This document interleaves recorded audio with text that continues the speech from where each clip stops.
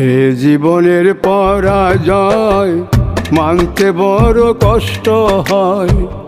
এই জীবনের পরাজয় মানতে বড় কষ্ট হয়।